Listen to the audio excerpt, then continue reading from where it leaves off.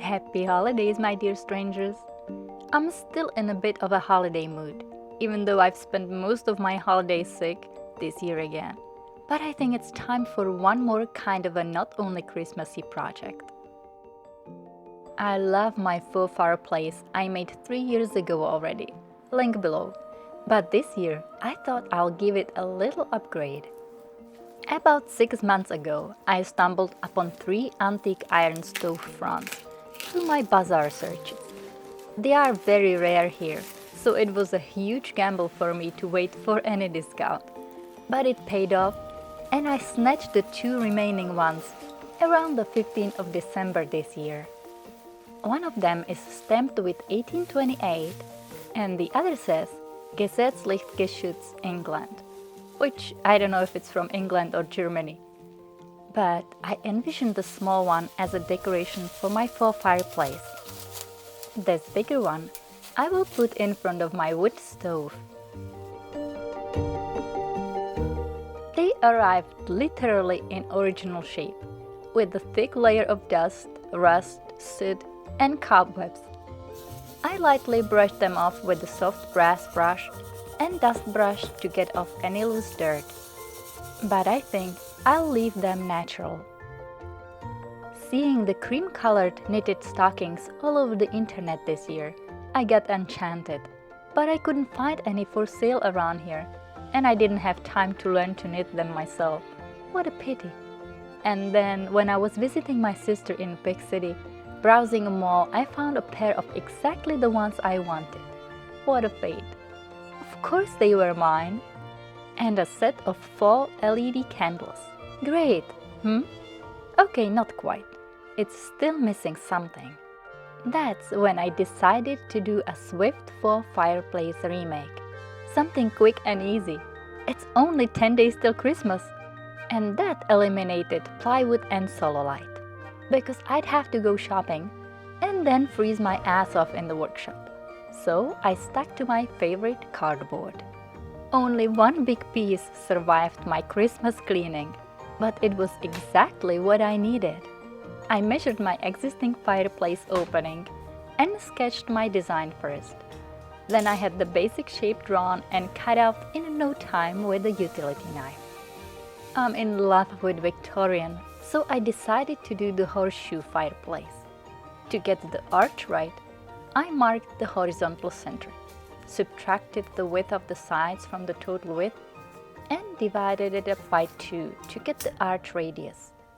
Then I decided how far from the top I wanted the arch to start, and dropped down the center and marked accordingly. Then I only needed a pointy tool and a pencil and a string to draw a smooth curve. Of course, if you don't want to damage your floor, use your cutting mat underneath. It's good to have the cardboard corrugation run vertically in this case, so the mantle has more structural strength standing up. Of course, the best thing is to sandwich one layer of horizontal between 2 vertical layers. But I didn't have that much cardboard at hand. So I cut 2 identical shapes and glued them together for strength. Trying to reduce dampness and warping, I decided to mainly use heavy-duty double-sided tape and a little bit of Mod Podge type glue between. I would encourage you to reinforce the backside of your mantle with some heavy cardboard stripes if you have any, to prevent warping.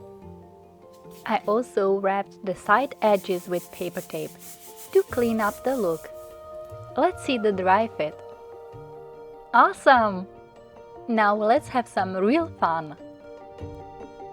I picked this IOD mold called Trimmings 3, as it has a wide selection of beautiful borders from big chunky to thinner ones.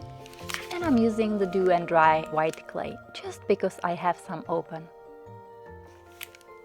I started casting the biggest border first to trim the fireplace opening.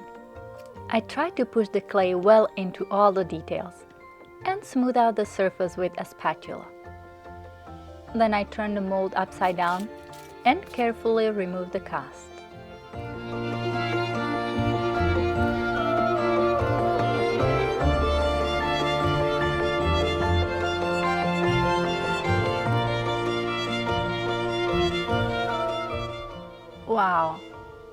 It's going to look great.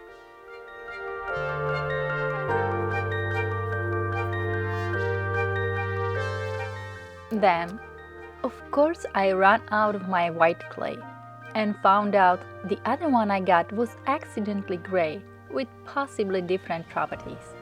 So I had to get out anyway to buy some more of the white one. This brand is very inconsistent. One time doesn't stick together at all and splits everywhere. Another time it's great for casting. And this new batch is like super sticky goo, so I have to use starch in my mold.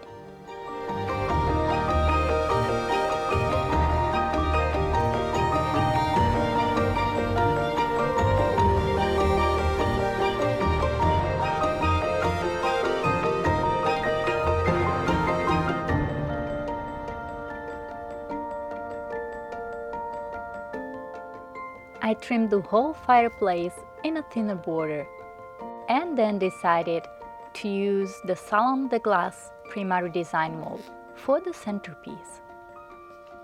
As the new clay was so gooey and the design so delicate, it was going to be a great challenge to glue the centerpiece down. So I glued all the trims to the cardboard with my Mod Podge type glue first, paying attention to symmetry and applying the glue evenly everywhere. For the centerpiece, I marked the center of the fireplace, placed the ornament on a piece of cardboard, and applied the glue only in its center. Then I flipped it over on the center mark, hoping to hit it straight, because once it touches, it's impossible to slide. Then I gradually glued both sides of the ornament down, paying attention to symmetry. I added the two smaller casts from the same mold to the sides of the center ornament to make it look bigger. As you see, I got my ornament a little higher than intended, so I'll use the calligraphy rule. Just fill up the empty space to balance it. So I'm making another thinner trim around the main portal trim. I'm using little cardboard spacers to keep the equal distance. Better, but now the top corners seem empty. I think using parts of the same ornament mold would take away from the centerpiece. So I just added more of the trim. I could have used some other mold, but I think it's a good practice to learn to make use of what you have. The raw cardboard edge of the opening needed to be finished, and I thought a little bit of glue and a pasty gray clay would do the job great. I applied the glue as well as I could in the cardboard grooves,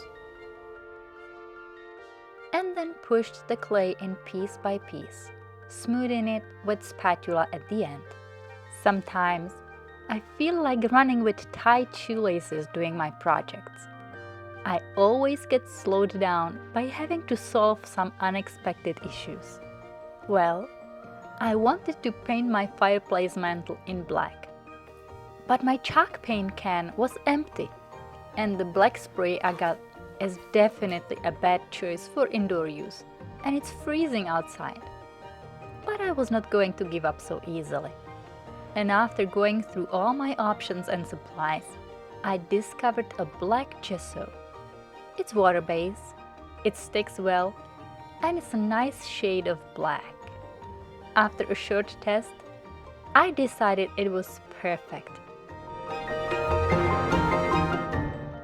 I started with the outer trims, filling the inside areas systematically while painting the inner trims. It was my attempt to lessen the possible streaks. With occasional spot repair, the paint job came out surprisingly even and silky looking.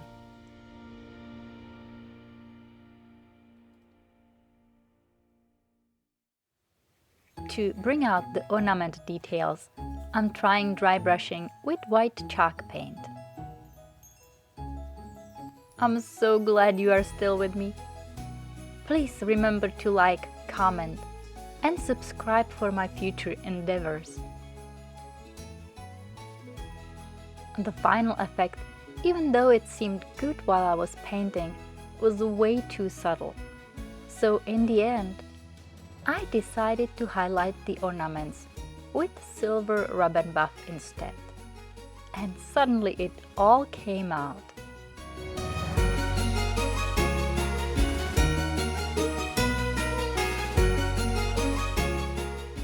The direct sunlight is not the best lighting, but with the new stockings, candles, and the metal stove front, it looks wonderful, exactly as I pictured it would.